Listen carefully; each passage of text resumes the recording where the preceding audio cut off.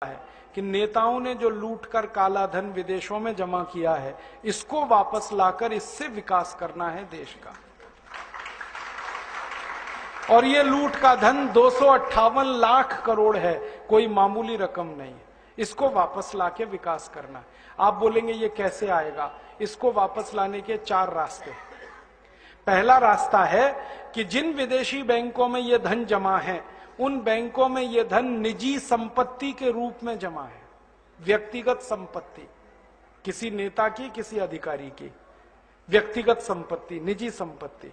अगर हम इस धन को राष्ट्र की संपत्ति घोषित करा सकें तो यह धन किसी भी बैंक में जमा नहीं हो सकता, यह वापस आएगा भारत में।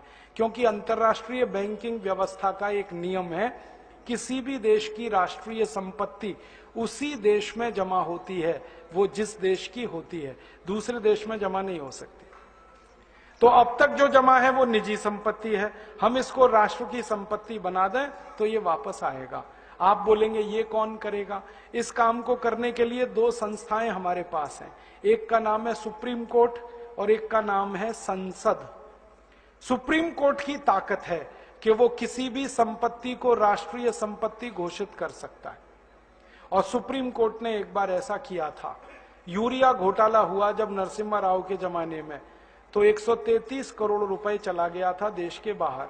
सुप्रीम कोर्ट ने उसको राष्ट्रीय संपत्ति घोषित करके वापस मंगा लिया और स्विस बैंक से वो 133 करोड़ रुपए वापस आ गया। और पता है, वो नरसिम्हा राव के बेटे के खाते में जमा था। हाँ, और सुप्रीम कोर्ट ने नरसिम्हा राव के बेटे को जेल भेज दिया। प्रधानमंत्री के बेटे को जेल भेजा था, वो मैं भूला नहीं कभी भी। सुप्रीम कोर्ट में इतनी ताकत है। तो हमने सुप्रीम कोर्ट में एक मुकदमा लगाया है अभी 6 महीने पहले, ये जो भारत स्वाभिमान नाम की संस्था है ना, इसकी तरफ से। और मुकदमा हमारा एक ही है कि अगर यूरिया घोटाले का पैसा सुप्रीम कोर्ट ने राष्ट्र की संपत्ति घोषित किया था, तो चारा घोटाले का भी राष्ट्र की संपत्ति है, बोफोर्स घोटाले का भी राष्ट्र की संपत्ति है, सभी घोटालों का पैसा राष्ट्र की संपत्ति है। और इस तर्क से अगर सुप्रीम कोर्ट सहमत हो जाए तो 258 लाख करोड़ को राष्ट्र की संपत्ति वो घोषित कर सकता है। और ये घोषणा होते ही हम इंटरनेशनल कोर्ट ऑफ जस्टिस में जा सकते हैं फैसले को लेकर, और आईसीजे ऑर्डर करे तो दुनिया के 70 देशों की बैंकों को पैसा वो वापस करना पड़ेगा भारत को। इस उम्मीद में मुकदमा लगाया है हमने। 6 महीने हो गए। 6 महीने तक ये मुकदमा स्वीकार नहीं हुआ, बहस होती रही कोर्ट में, और अब स्वीकार हो गया है। कोर्ट ने तैयार मान लिया कि अब ये मुकदमा सुना जाएगा। 6 महीने लगे और कोर्ट ने अपने को कन्विंस करने के लिए सब तरफ से जानकारी मंगाई।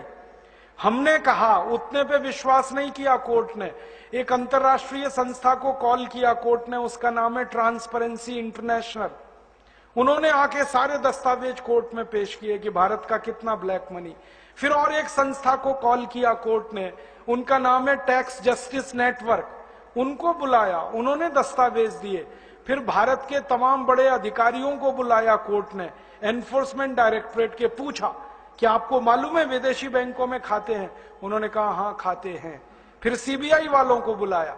जब सब तरफ से कोर्ट कन्विंस हुआ तो कोर्ट ने मुकदमा स्वीकार कर लिया। अब कोर्ट ने नोटिस दिया है सरकार को, और सरकार को पूछा है कि ये 258 लाख करोड़ किस किस का है, जल्दी से कोर्ट को बताया जाए। अब सरकार की हालत थोड़ी खराब है, क्योंकि जिनका पैसा है वो ही सरकार चला रहे। तो सरकार ने कोर्ट में टालम टोल करना शुरू किया है। ये टालम टोल वो थोड़े दिन करने वाले हैं, ये हमें मालूम है, क्योंकि वो बताएंगे नहीं कभी भी। तो हम सुप्रीम कोर्ट को एक दिन एक बात कहेंगे कि टालम टोल 6 महीने, साल भर, 1.5 साल, 2 साल, 3 साल, कितनी?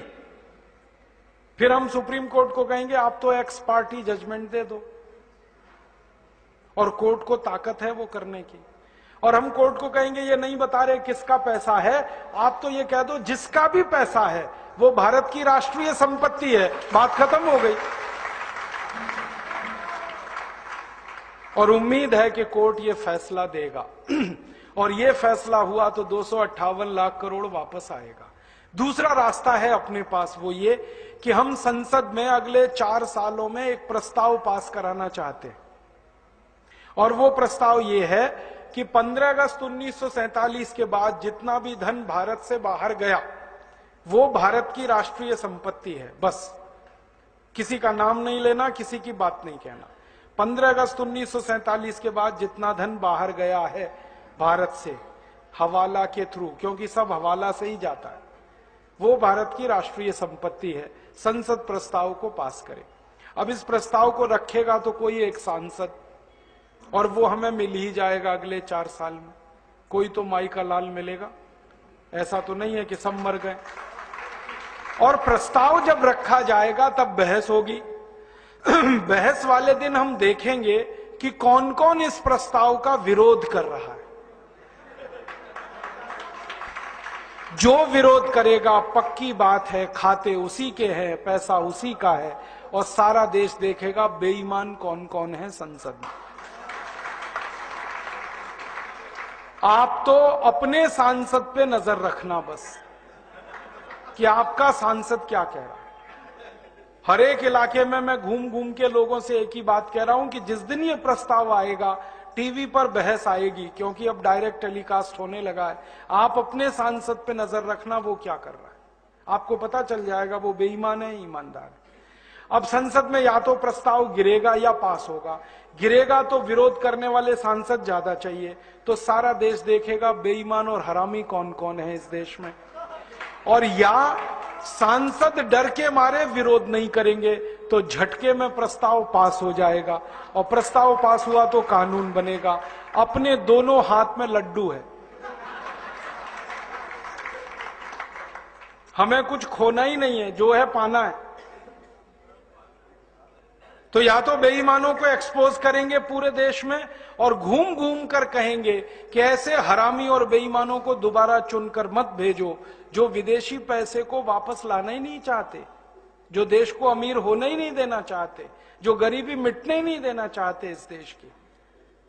तो या तो उनके खिलाफ लड़ाई शुरू होगी, जंग, और वो आखिरी जंग होगी। या तो वो रहेंगे या तो हम रहेंगे, बीच में कुछ नहीं होगा। और अगर प्रस्ताव पास हो गया तो कानून बन गया, तो पैसा आ जाएगा 258 लाख करोड़। तीसरा और रास्ता है अपने पास, हम इस पूरे 258 लाख करोड़ का ब्यौरा लेकर इंटरनेशनल कोर्ट ऑफ जस्टिस में जा सकते हैं और दुनिया के 70 देशों के खिलाफ प्रतिबंध लगवा सकते हैं। अमेरिका ने अभी ऐसा किया। आपको मालूम है अमेरिका में भी भ्रष्टाचार है, वहां के भी लूटखोर नेता हैं, उन्होंने भी स्विस बैंक में खाते खोल रखे थे। बराक ओबामा ने अभी एक झटके में वो सब ठीक किया। उसने कानून बनवाया पहले अपने देश में, और वो कानून से पैसा ले आया। स्विस बैंक से 780 अरब डॉलर लाया निकाल के बराक ओबामा, और उसने अपनी इंडस्ट्री में लगा दिया वो पैसा। और अमेरिका के 19,780 खाते बंद कराए उसने।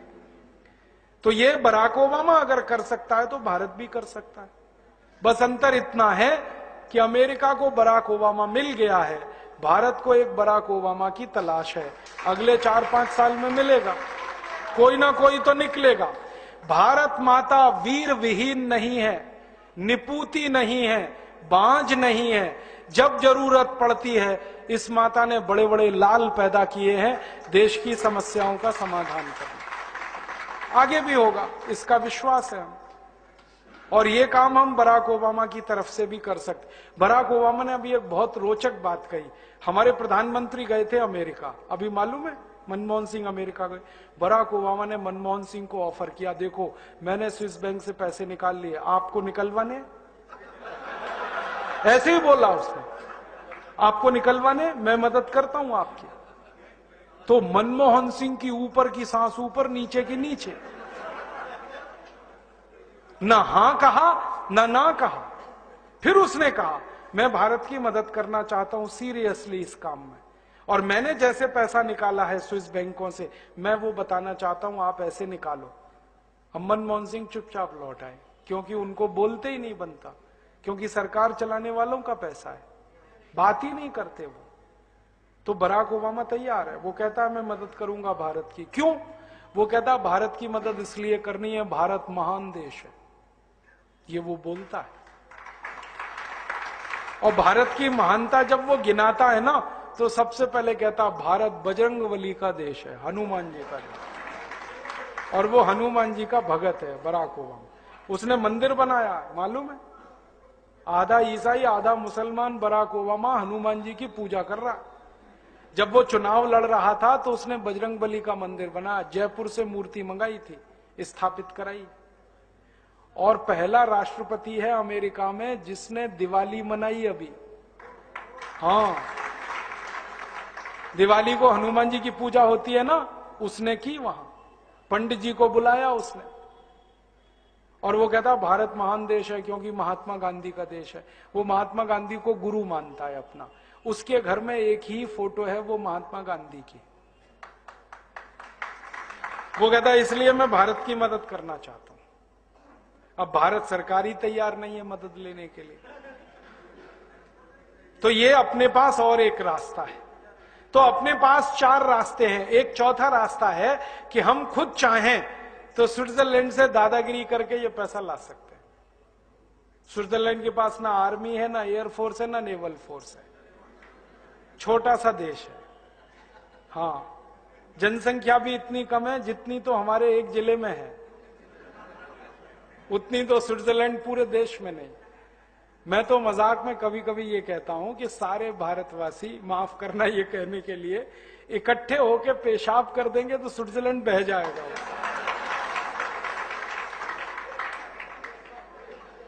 इतना पिद्दी सा देश है।